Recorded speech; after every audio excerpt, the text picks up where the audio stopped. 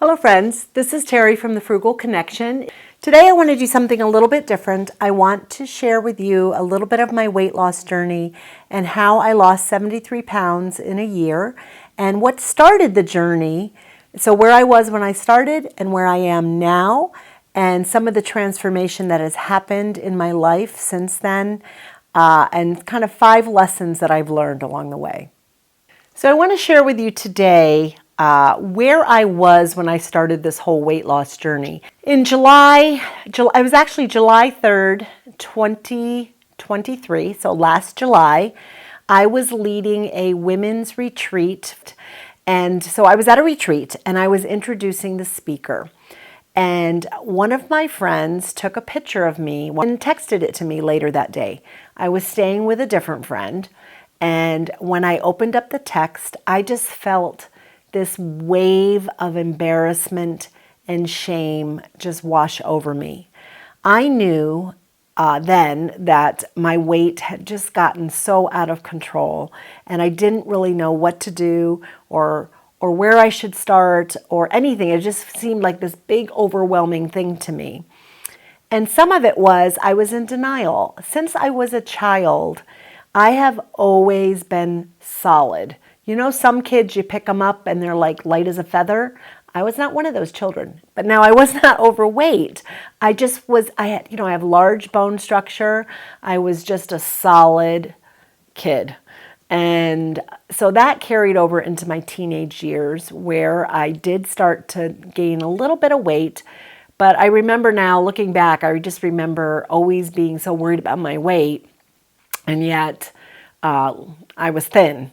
However, when I went to college, one of the things that happened was I had access to all kinds of food, all kinds of junk food.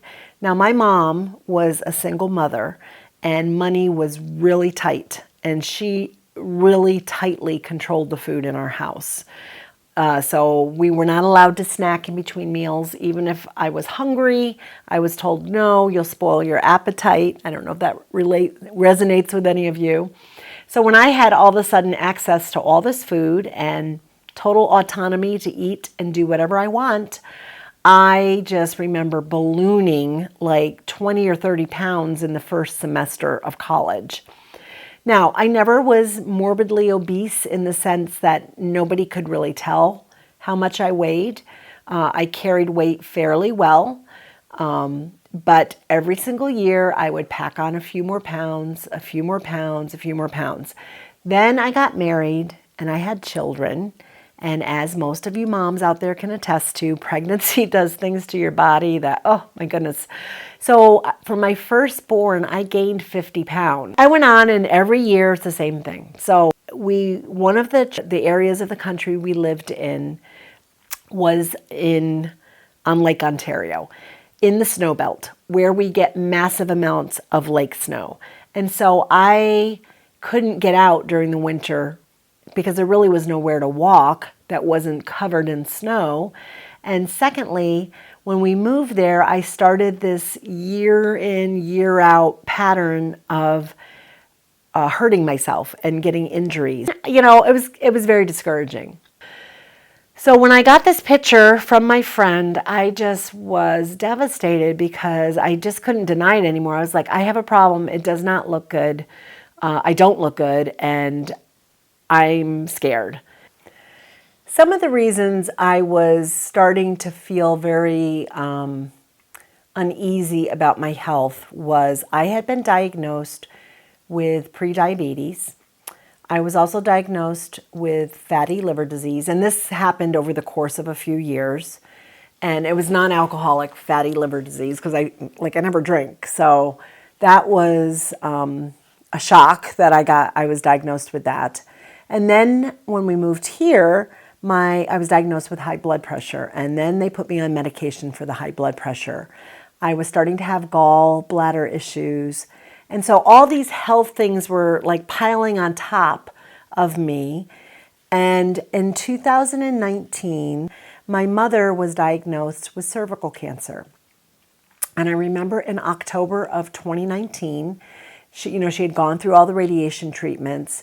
and they declared her cancer free, and it was exciting. You know, they rang the bell, and I just remember being so thankful and just grateful that she had been healed of cancer.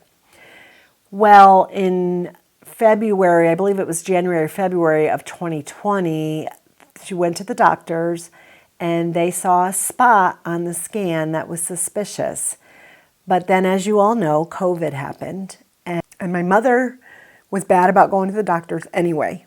She tried to doctor herself with everything. I just remember her always like, it reminded me of that movie, The Big Fat Greek Wedding, where you spray Windex on it. Well, that was kind of my mom, but hers was like slap some Vicks on it and it'll fix it.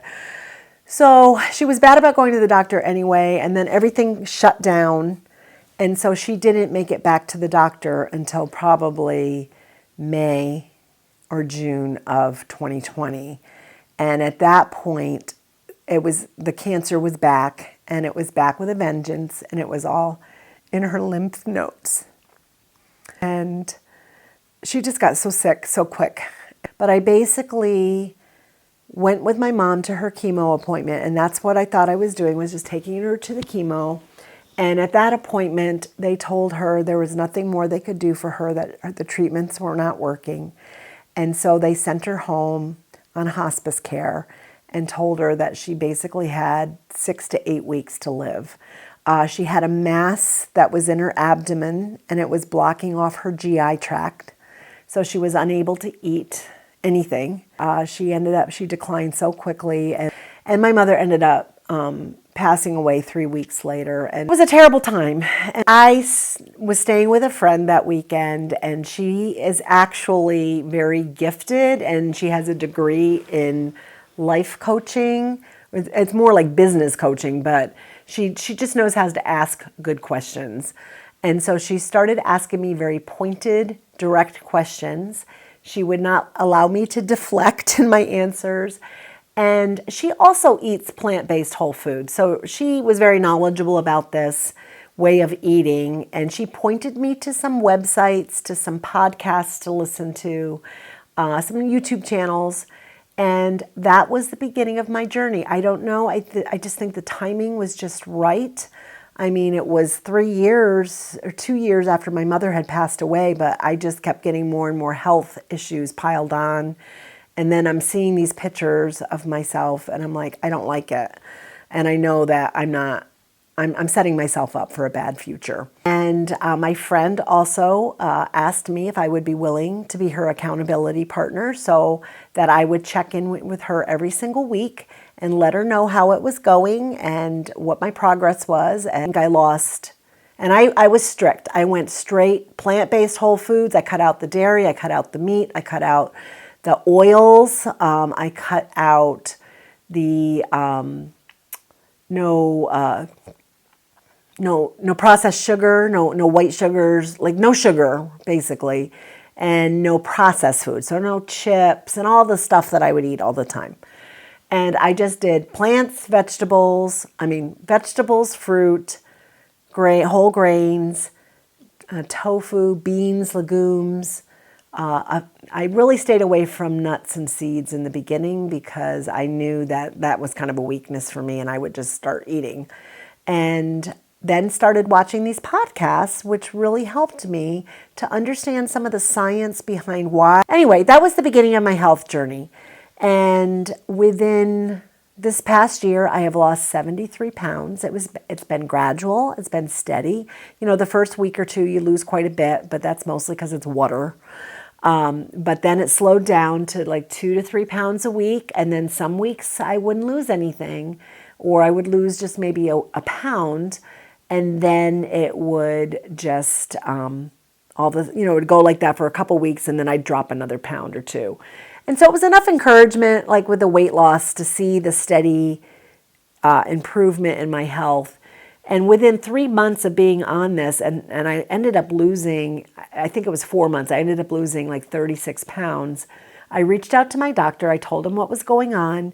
I asked him, would it be possible for me to stop the blood pressure medicine? Because he was really understanding and good. And he said, yes, you can stop the medicine, but I want you to monitor your blood pressure, check it like once a week. And if you see it starting to go up, we're going to talk about putting you back on the medicine. And I did, and it didn't go back up. And in fact, my last blood pressure reading, we just had somebody come to the house for our life insurance to do a medical exam, and my blood pressure was 106/70. I mean, that's like amazing to me.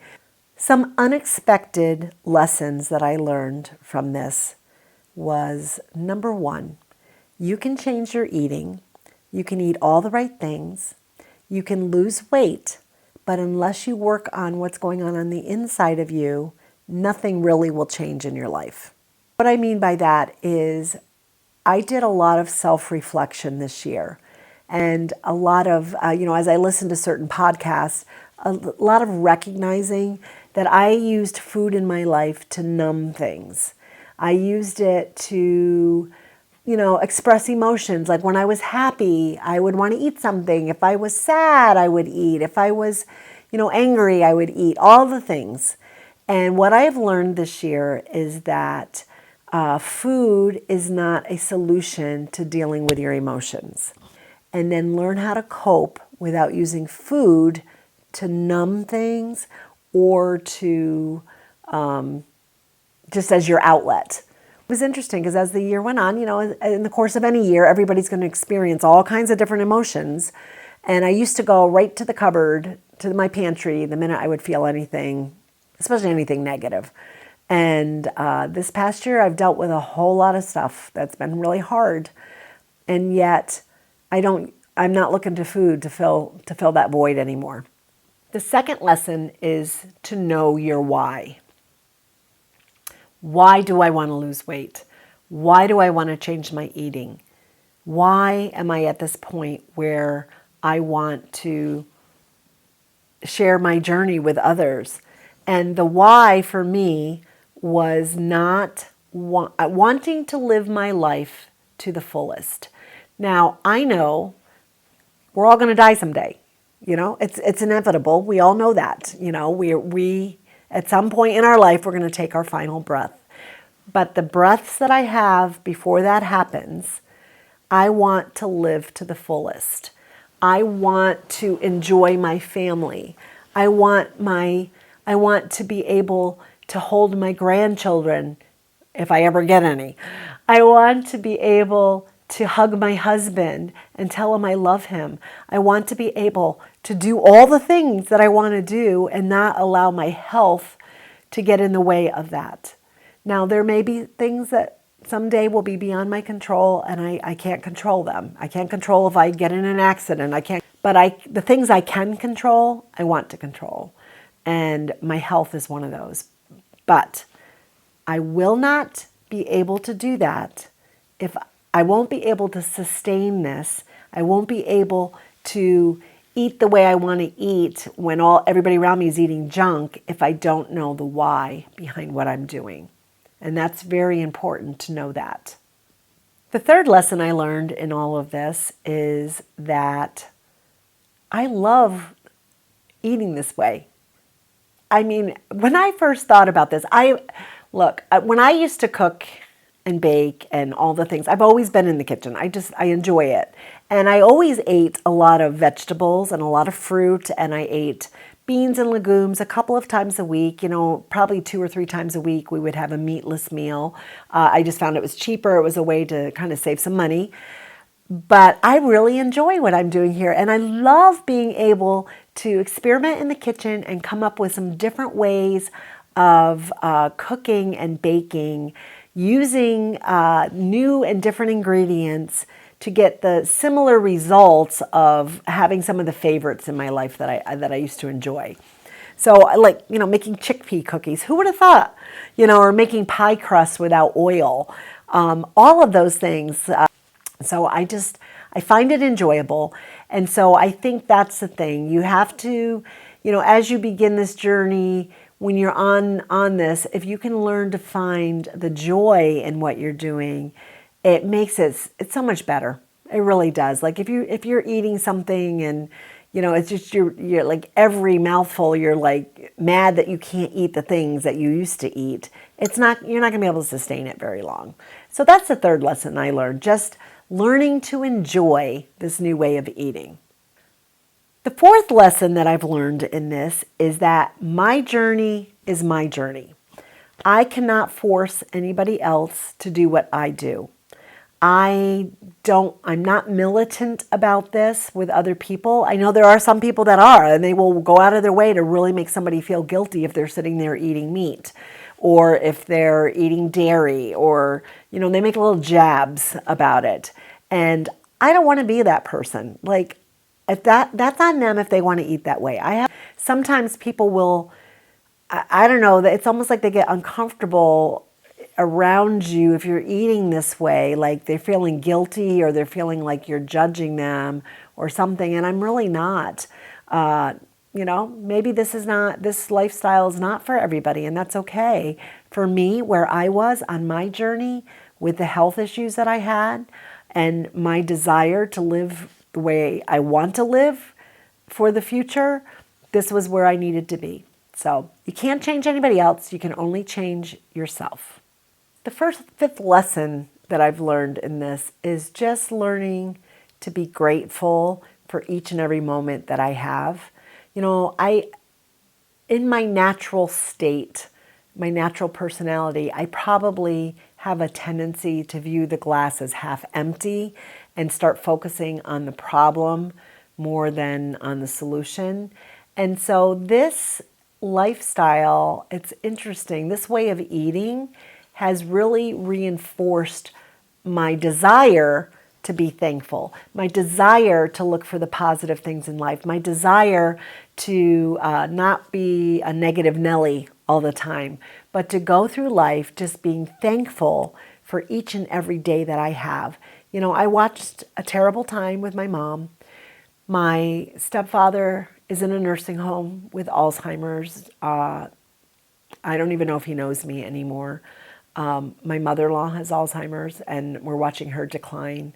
So we don't know how much time we have left on this earth, but I want to thank God for each and every moment that I do have. And so I think that this journey this year has really helped me to be much more of a thankful person, much more of a woman of faith. And I've always been a woman of faith, but it's really, I feel like my faith has grown this year as I've worked on some of the internal things that needed to be worked on while working on the external, my physical health, and just working on some emotional and spiritual health in my life. So I'm thankful for my life. It's not easy always, and in some ways my husband and I have some very hard things in our life that we deal with. Having an adult child with disability, having aging parents who are a challenge, having lost my mom and really my stepfather too, at the same time, because he went to live with his children, whom I really didn't know. But it just makes me grateful for my life. I have a plaque on the wall over there that says "Give thanks," and I just try to do that every day, to just thank God for what He has given me in my life, and to thank Him for the blessings that I have, and thank Him for this new way that I've learned this year that has restored a lot of my health. So anyway, that's my very long story, my weight loss journey. I hope you stayed with me to the end. I'm just very thankful for the opportunity to share it, and I hope it encourages you. I hope it inspires you to begin your own health journey. And, the next video will be back to the normal cooking and baking and all that kind of thing. I hope you have a great day. If you like the video, give it a thumbs up. You can share it, subscribe. But regardless if you do any of those things, I'm just thankful that you watched this, and I hope that it inspires you to start your own journey. Have a wonderful day.